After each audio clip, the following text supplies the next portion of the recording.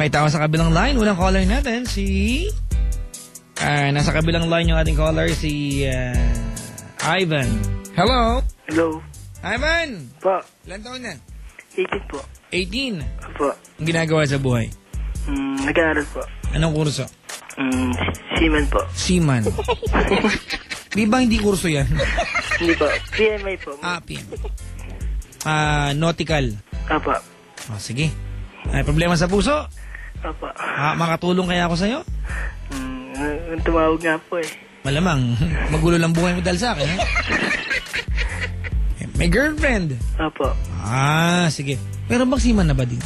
Pa? May seaman ba bading? Hindi po. Hindi, meron bang seaman na bading? Nakakita ka na? Apo, meron. Nagkumukuha ng nautical, bading ganun? Apo. Hindi nga. Opo, meron. Di ba yung training ninyo parang police din? Apo. May mga technicalities lang? RTC meron. May bading? Opo, dalawa. Naging classmate ko. Paano yun kapag sirena sila sa dagat? Ang kabibi ng kagandahan ilabas. Sige, di kwenta mo kadali. Papa Joe, may problema ako sa girlfriend ko. Bakit? November 4, nalaman ko may boyfriend siya. Maliban sa'yo? Opo. Nagtataksil siya? Binalikan niya po yung ex niya. Naku, gano'ng katagal na kayo na malaman mo meron siyang iba? Ano na po kami, mag-3 years na po. 3 taon kayo, natuklasan mo na meron siyang iba? Opo. Gano'ng katagal na sila nung matuklasan mong sila ulit pala? Binalikan lang po niya yung ex niya ulit. Gano'ng katagal na yung relasyon nila na matuklasan mo? Ano ba lang? 1 month pa lang. 1 month? Dami, ha? Gusto ko yan, eh. Anong sabi niya sa'yo? Anong paliwanag ang binigay niya sa'yo? Sabi niya, sabi sa akin, kaibigan niya. Kaibigan? Siyempre, hindi ka naniwala, di ba? Opo, sabi niya. Hindi pa ako naniwala. Yung cellphone, pakilayo muna, sir. Papa Jack. Tapos po, nalaman ko lang sa mga kaibigan niya. Ano sabi ng mga kaibigan niya? Boyfriend daw niya yun. Ganon. Nung kinompronta mo na, nung paliwanag ang binigay sa'yo? Ayaw pa niya sabihin sa akin. Hanggang sa sinabi rin? Hanggang po nalaman ko na mga... Ano nga yung paliwanag na binigay niya sa'yo? Sabi niya akin, di pa niya boyfriend yun, kaibigan niya. Tapos nalaman ko na lang po sa Hindi nga, nung nalaman mo na nga, nung finally umamin na siya, anong paliwanag ang binigay niya sa'yo? Sabi niya kami pa rin daw. Kayo pa rin, pero dapat sila din. Opo. Ang galing. Sabi niya! Opo. Ay! Sinabi niya dati, break na kami, pero sinabi ko ulit sa kanya, ayaw sabihin. Ano po hindi lang po, may kausap lang po. Tawag ka na nanay mo. Tinanong lang po. Nanay mo, istorbo. Tinanong ko po siya kung mahal pa niya, Nay, ka lang, nag-uusap kami, Nay. Si Papa Jack po ito, Nay. Sabati mo na po yan, nagiging na po. Live po ito, live. Hello, Papa Jack. Pasensya ka na, istorbo kay nanay mo, ha? Okay lang po. Sorry, ha? Tuloy mo. Buti na lang bago kain ako. Tuloy. Sabi ko, mahal mo ba ako? Sabi niya, hindi wala siyang comment. Ayan. Tapos sinunod ko, mga December na po. Ayan, nalaman ko sila pala. Sila. Si Meklan yung girlfriend ko. Alright. Ano ang estado ng inyong samahan ngayon habang magkausap tayo? Parang malabo na po. Kailan nag-usap? Kailan ba? Kanina po. Ano na pag-usapan ninyo? Sabi kung pwedeng magbalikan. Tapos, so ikaw yung, kung baga sa nangyaring ito, hindi ka galit? Hindi naman po. Nasasaktan lang po. Ang galing Kasi dalawang bagay lang pag naloko ka. Galit ka o masakit sa'yo, di ba? Kung galit ka, ibig sabihin, mas inuuna mo yung welfare mo. Pero pag nasaktan ka, iniintindi mo yung ginawa sa'yo. At ikaw, pinipilit mo intindihin. Pero kahit anong pilit ang gawin mo dyan, kapatid, masakit yan. Tinanong ko nga po siya kanina kung pwede magbalikan. Ano sabi niya? boyfriend pa niya daw siya, no? Si Rapi. Ganun. Ano desisyon ng ginawa mo? Gusto ko na po siyang kalimutan. Ayaw mo na. Kumbaga, ibibigay mo niya yung kalayaan na dapat. Opo, saan siya masaya? Okay na sa akin. Pero masakit pa rin, Papa Jack eh. Siyempre, 3 taon yan, di ba? Opo. Hindi madaling kalimutan yung 3 years. Mahirap din po pinakilala pa ako sa mga magulang niya. Oo naman, 3 years yan, di ba? A lot of things happened in 3 years. Maraming mga bagay. Bakit pa ako sa patatlong boyfriend niya, ako lang pinakilala niya. Ganun. Mahirap rin po. Anong bahagi ng pagkatao ni Ivan na nakalaan kayo? Anong pangalan? Sino po? Anong pangalan ng girl? Princess J po. Princess J. Anong bahagi ng pagkatao mo nakalaan sa kanya? Sobra po eh. Ikaw. Alam ko mga kaibigan na true love is immeasurable. Hindi pwedeng sukatin yan. But just for the sake of just describing yung nararamdaman para sa kanya, gaano mo kamahal yung girlfriend mo? Pinakamamahal ko talaga, Papa Jack. Ha? Mahal na mahal ko po. Nakakatuwa ka, no? Hindi ko marinig at maramdaman sa'yo yung sakit. Wala lang. Gusto ko kahit masakit, ginagawa ko lang maging happy sa sarili ko. Pero, at least, Ivan, nare-realize mo na wala ka namang choice kundi pakawalan siya kung ayaw na niya. Oo. Diba? Masaya na kasama yung tao mahal natin, pero hindi maganda yung pakiramdam na pinipilit natin mahalin tayo kung di na tayo talaga mahal. Diba? Oo. Ang pinaka-noble na bagay na pwedeng gawin pag nagmamahal kayo is magpalaya kung kinakailangan. Alright? And we can only wish na sana alagaan siya ni Rafi gaya ng pagmamahal na binigay mo sa kanya. Kung nakaantabay si Rafi, ano gusto mo sabihin kay Rafi? Sana huwag niyang pabayaan siya. Ano pangalan? Rafi po. Yung girl. Princess Joy B. Elisaga. Bumbuo ah. Ano student number niya?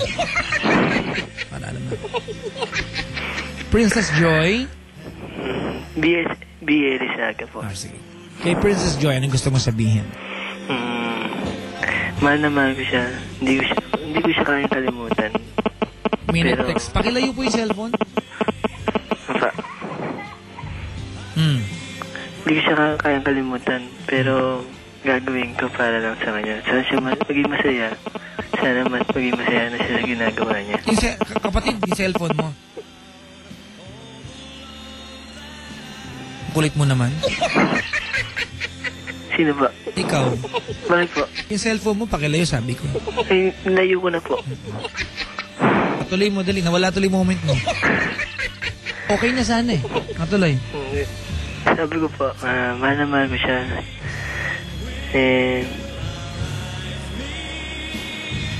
Hindi ko siya kaya kalimutan. Kahit may mahal na siyang iba, sana maging masaya na siya doon. Yun lang po. Alright, Ivan. I don't think kailangan mo ng payo kasi parang feeling ko kaya mo naman dalhin itong pinagdadaanan mo. Although I recognize the fact na 3 taon yung pinagsamahan ninyo, hindi madaling itapon, di ba? Opo. Siyempre darating yung mga araw na maalala mo siya. Yung mga kantong dinaanan nyo, kinainan nyo ng kwek-kwek, yung mga damit na binigay niya sa staff tapes na binigay mo sa kanya, mga pictures niya sa Facebook.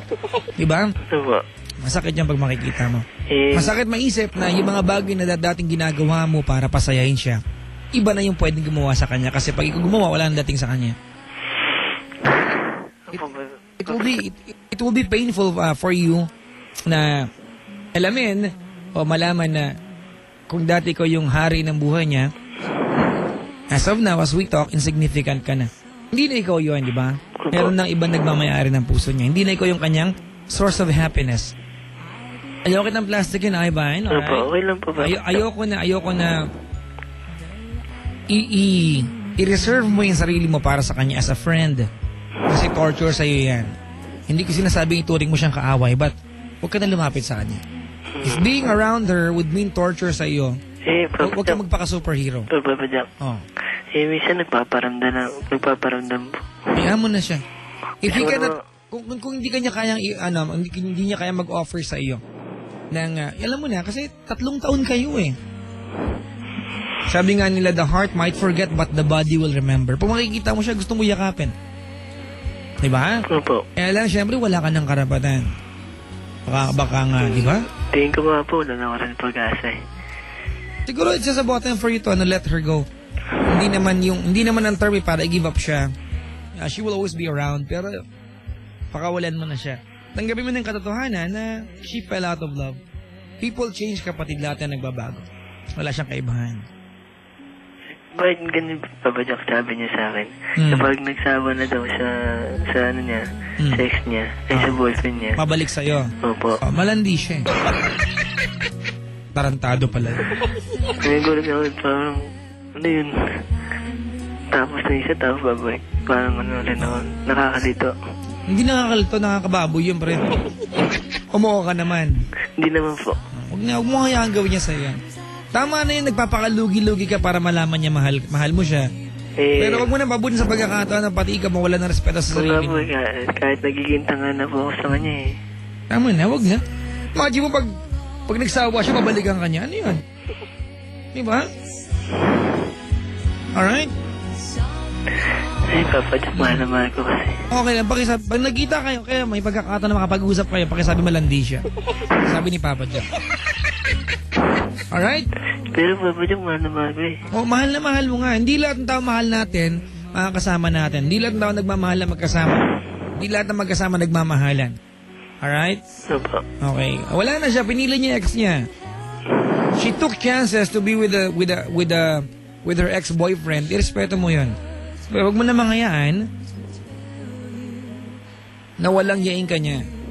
Kung gusto niya lumandi, iyaan mo siya. Wag nang idamay sarili mo. Okay? Opo. Salamat sa pagtawag, kapatid. Papa Jack, thank you po. Meron ka ba mensahe para sa kanya? Sana po, huwag niya pabayaan yung sarili niya. Lagi siyang kumain. Sana wag na siya magparamdam sa'yo. Opo, ganun din. Para makapag-move on ka din. Huwag siyang magpapagutom. Minsan, sabi sa akin, hindi daw siya kumakain. Merong beater dito, nag-text, Diba? Papa Jack, basta Joy man loloko. Parang feeling ko naloko na to ng isang Joy. Diba? Diba? Sige pa, anong gusto mong sabihin sa kanya? Ay, sana po, huwag na ako, kalimutan niya na ako. Maging masaya na siya sa ginagawa niya na yun.